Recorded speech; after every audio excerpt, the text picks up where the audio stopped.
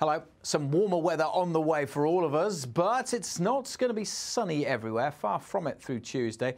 There will be a fair bit of rain around. That rain is arriving overnight across the west, and the wind's picking up too, getting very blustery indeed. Meanwhile, further east, most places staying dry with clear spells. A huge area of low pressure is responsible for both the wet and windy weather and the warm weather. You can see it circling around here in the mid-Atlantic, throwing cloud towards us, but also bringing southerly winds, which is why the temperatures are rising. Let's deal with the rain, though, first of all, pushing into Northern Ireland and much of western Scotland. We'll see some rain over northern England and turning wet eventually across West Wales too. For many eastern areas, as I said, it generally stays dry with clear spells, and because the winds are coming up from the south, it is not a cold night. It is going to be a wet morning rush hour, though, along the M8, a soggy start across Scotland. The rain especially heavy over parts of Dumfries and Galloway, where it could cause some problems. There is a yellow warning in force. The rain trickling into Wales, a little bit in the southwest of England, across northwest England too.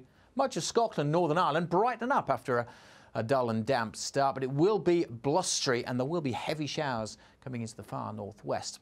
Meanwhile, across much of eastern England, the sunshine may turn hazy, but it will be warm. 18 or 19 is possible. Under the clouds and outbreaks of rain, though, 11 or 12 at best.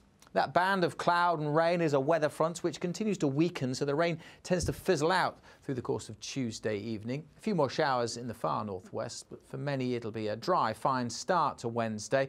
This weather front may just get going a little bit more through Wednesday, so there'll be some rain for a time across Northern Ireland.